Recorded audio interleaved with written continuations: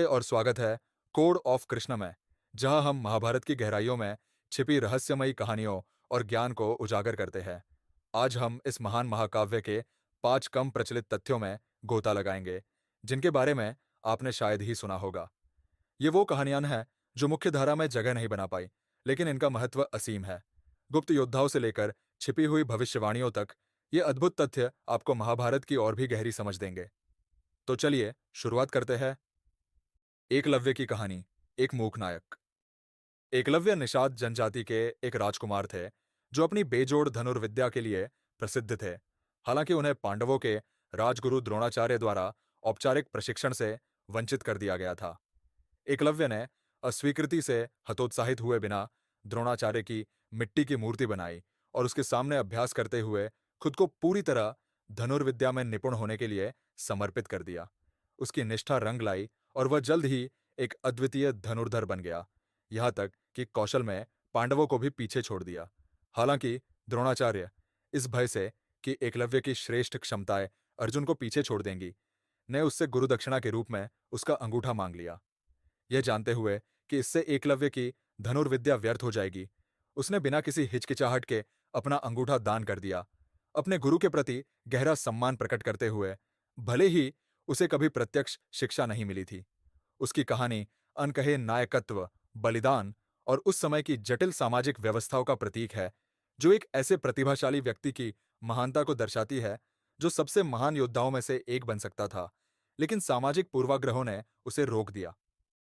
शिखंडी की अनकही भूमिका। महाभारत में शिखंडी की भूमिका रहस्यमयी होने के साथ साथ अत्यंत महत्वपूर्ण भी है।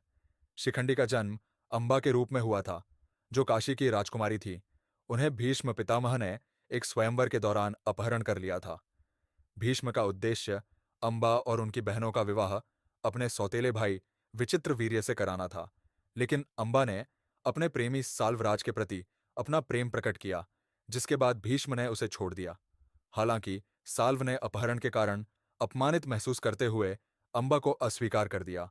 अपमान और क्रोध से भरी अंबा ने भीष्म से बदला लेने का संकल्प लिया।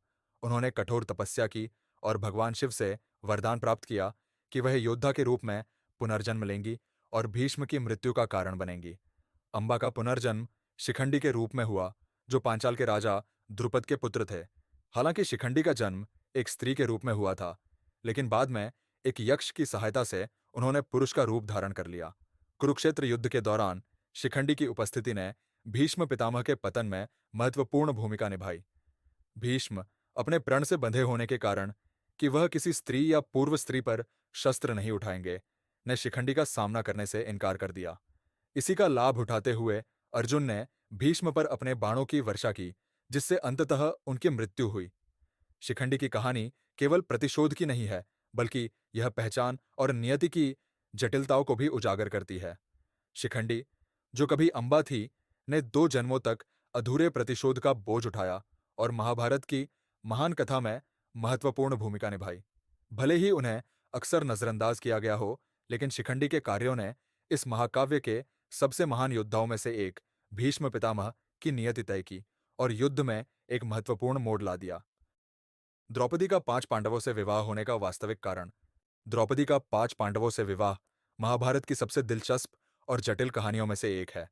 यह कोई साधारण व्यवस्था या गलती नहीं थी, बल्कि यह दिव्य हस्तक्षेप और जटिल परिस्थितियों का परिणाम था। जब अर्जुन ने स्वयंवर में द्रौपदी का हाथ जीता, तो वह द्रौपदी के साथ अपनी माता कुंती के पास लौटे। यह नहीं जानते हुए कि उसके बेटे क्या लेकर आए हैं, कुंती ने उन्हें इसे आपस में बांटने का आदेश दिया। हालांकि उन्हें यह नहीं पता था कि यह द्रौपदी है। कुंती के शब्दों को एक दिव्य आज्ञा माना गया। हालांकि इस असामान्य विवाह के पीछे एक गहरा आध्यात्मिक कारण भी है। अपने पिछले ज- अपने पिछले जन्म में द्रौपदी एक दिव्य महिला का अवतार थी, जिन्होंने भगवान शिव को प्रसन्न करने के लिए कठोर तपस्या की थी। उसने 5 विशिष्ट गुणों वाले पति के लिए प्रार्थना की: ज्ञान, शक्ति, धार्मिकता, सौंदर्य और युद्ध कौशल। चूंकि किसी एक प्राणी में ये सभी गुण नहीं हो सकते, इसलिए भगवान शिव ने उसे आशीर्वाद दिया कि उसके अगले जन्म में उसके 5 पति होंगे, जिनमें से प्रत्येक में उसके इच्छित गुणों में से एक होगा। इस प्रकार द्रौपदी का विवाह सभी 5 पांडवों से होना तय था, जिसमें प्रत्येक भाई में उसके द्वारा वांछित गुणों को प्रतिबिंबित किया गया था। युधिष्ठिर, सबसे बड़े पांडव, अपने धर्म और कर्तव्य की भावना के लिए जाने जाते थे। अर्जुन अपनी धनुर्विद्या और युद्ध कौशल के लिए, भीम अपनी अद्वितीय शक्ति के लिए, नकुल अपने सौंदर्य के लिए और सहदेव अपने ज्ञान के लिए प्रसिद्ध थे। मिलकर ये पांचों पांडव द्रौपदी के लिए वह संपूर्ण पति का प्रतिनिधित्व करते थे जिसके लिए उसने प्रार्थना की थी। इसके अतिरिक्त इस विवाह के व्यावहारिक प्रभाव थे जो महाभारत में महत्वपूर्ण भूमिका निभाते थे। इसने पांडवों के बीच एकता सुनिश्चित की और उनके बीच किसी भी प्रकार के विवाद या जलन को रोकने में मदद की। द्रौपदी की सभी पांच भाइयों की पत्नी के रूप में साझा स्थिति ने परिवार में संतुलन और सामंजस्य बनाए रखने में योगदान दिया। इसने उनके सामूहिक शक्ति को भी मजबूत किया, जिससे वे राज्य का शासन कर सके। यह अनोखा विवाह बंधन द्रौपदी की रानी के रूप में स्थिति को और मजबूत करता है और महाकाव्य में बाद में होने वाली घटनाओं, जैसे कि नाश की खेल के दौरान उसकी अपमान और प्रतिशोध की प्रतिज्ञा में महत्वपूर्ण भूमिका निभाता है, जो अंततः कुरुक्षेत्र युद्ध का कारण बनी।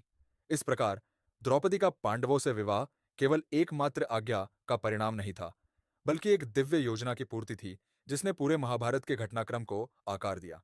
इसने नियति, धर्म, कर्तव्य और दिव्य नियोजन के विषयों को रेखांकित किया, जिसने महाकाव्य के पात्रों के जीवन को प्रभावित किया।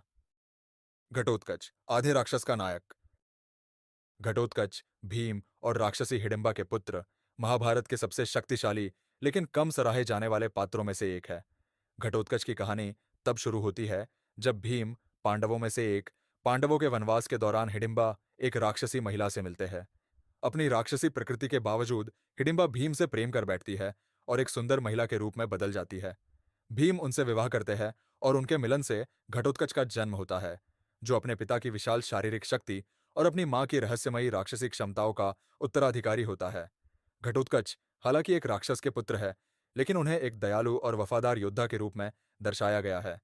वह अपने पिता से दूर बड़े होते हैं, लेकिन पांडवों और विशेष रूप से भीम के प्रति वफादार रहते हैं। उनकी सबसे महत्वपूर्ण योगदान कुरुक्षेत्र युद्ध के दौरान होता है, जहां उनकी शक्तियां कौरवों के खिलाफ लड़ाई में निर्णायक बन जाती है। एक राक्षस के रूप में घटोत्कच अपनी आकार को विशाल बनाने, जादुई हथियारों को बुलाने और रात के समय में प्रचंड युद्ध करने की क्षमता रखते थे, जिससे वह पांडवों के लिए एक अमूल्य सहयोगी बन जाते हैं। घटोत्कच की कहानी का सबसे उल्लेखनीय क्षण युद्ध के 14वें दिन होता है। अविराम कर्ण का सामना करते हुए, जिसके पास इंद्र द्वारा दिए गए शक्तिशाली दिव्य हथियार शक्ति थी, पांडव अपनी सुरक्षा को लेकर चिंतित थे। कृष्ण, यह जानते हुए कि यह घातक हथियार अर्जुन को मार सकता है, ने चतुराई से घटोत्कच का उपयोग एक बलिदानी मोहरे के रूप में किया। घटोत्कच ने युद्ध भूमि पर ऐसी अराजकता और विनाश फैलाया कि दुर्योधन हताश होकर कर्ण को उसके खिलाफ शक्ति का उपयोग करने का आदेश दिया। कर्ण ने अनिच्छा से आज्ञा मानी और घटोत्कच को मार डाला, लेकिन ऐसा करते हुए उसने अपना सबसे शक्तिशाली हथियार खो दिया, जिससे अर्जुन की जान बच गई। मृत्यु के बाद भी घटोत्कच एक नायक साबित हुए, क्योंकि उनका बलिदान पांडवों की अंतिम विजय सुनिश्चित करने में महत्वपूर्ण था।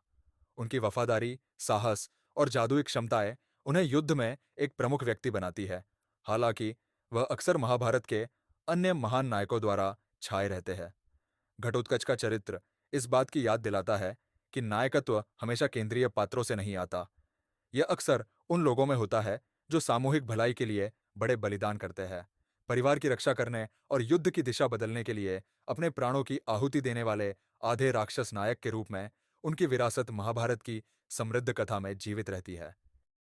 नाग संबंध अर्जुन का उल्लूपी से विवाह। अर्जुन का उल्लूपी नाग राजकुमारी से विवाह महाभारत की एक कम झात लेकिन रोचक कहानी है। यह तब हुआ जब अर्जुन का वनवास शुरू हुआ, जो उन्होंने एक प्रतिज्ञा के तहत लिया था।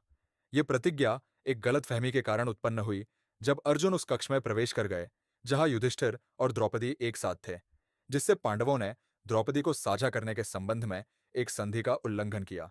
इसके परिणाम स्वरूप अर्जुन ने 12 वर्ष का वनवास चुन लिया। इस अवधि के दौरान अर्जुन दूर दूर तक यात्रा करते रहे और एक दिन जब वह गंगा नदी में स्नान कर रहे थे, उसे उल्लूपी, एक नाग राजकुमारी, ने पानी के नीचे खींच लिया। उसने उसे अपने जलमग्न राज्य में ले जाकर अपने प्यार का इजहार किया। उल्लूपी ने समझाया कि उसने उसे पहली बार देखा था जब वह उसके प्रति गहराई से प्रेम में पड़ गई थी और उसे विवाह करना चाहती थी। प्रारंभ में अनिच्छुक होने के बाद अर्जुन ने अंततः सहमति व्यक्त की, क्योंकि यह उसका धर्म था कि वह उसकी भावनाओं का सम्मान करे। विशेष रूप से उसकी वास्तविक भक्ति को देखते हुए। उनके विवाह का परिणाम एक पुत्र इरावान के रूप में हुआ, जो बाद में कुरुक्षेत्र युद्ध में एक महत्वपूर्ण भूमिका निभाएगा। हालांकि इरावान का योगदान संक्षिप्त था, लेकिन उसकी देवी काली के प्रति की गई बलिदान ने पांडवों को दिव्य आशीर्वाद प्राप्त करने में मदद की। उसने पांडवों की विजय सुनिश्चित करने के लिए बलिदान देने की स्वेच्छा से पेशकश की और अपने दुखद अंत के बावजूद एक नायक के रूप में सम्मानित किया गया। उल्लूपी की भूमिका अर्जुन से विवाह के बाद समाप्त नहीं हुई। महाभारत में आगे उसने अर्जुन के पुनर्जीवन में एक महत्वपूर्ण भूमिका निभाई। युद्ध के बाद जब अर्जुन को भीष्म को मारने के लिए वासुओं द्वारा शापित किया गया, तब उल्लूपी ही थी जिसने उस शाप को दूर करने में मदद की। एक नाग राजकुमारी के रूप में, जिसके पास रहस्यमय ज्ञान था, उसने आवश्यक अनुष्ठान किए और अर्जुन की जीवन शक्ति को पुनर्स्थापित किया, जिससे उसके सफर में उसका योगदान और भी मजबूत हो गया। उल्लूपी की कहानी उसकी अर्जुन के प्रति भक्ति और प्रेम को दर्शाती है। साथ ही वह अर्जुन और उनके पुत्र की सहायता में अपनी महत्वपूर्ण भूमिका को भी उजागर करती है। हालांकि उनका विवाह संक्षिप्त था, उल्लूपी का अर्जुन के जीवन पर स्थायी प्रभाव पड़ा और उसकी भक्ति और बलिदान ने उसे उसके जीवन में एक प्रमुख, हालांकि कम झात व्यक्ति बना दिया। उसकी कहानी अर्जुन के कई संबंधों को गहराई प्रदान करती है और महाभारत के सभी पात्रों के परस्पर जुड़ा हुआ भाग्य को उजागर करती है। धन्यवाद इस वीडियो को देखने के लिए। अगर ये तथ्य आपको उतने ही रोचक लगे जितने हमें लगे, तो इस वीडियो को लाइक करें और उन लोगों के साथ साझा करें जो महाभारत में रुचि रखते हैं। कोड ऑफ कृष्णा चैनल को सब्सक्राइब करना ना भूलें और बेल आइकॉन दबाएं ताकि आपको हमारे नए अपडेट्स तुरंत मिल सकें। अगले वीडियो तक जुड़े रहे और कृष्ण की ज्ञानवाणी आपके जीवन पथ को प्रेरित करती रहे।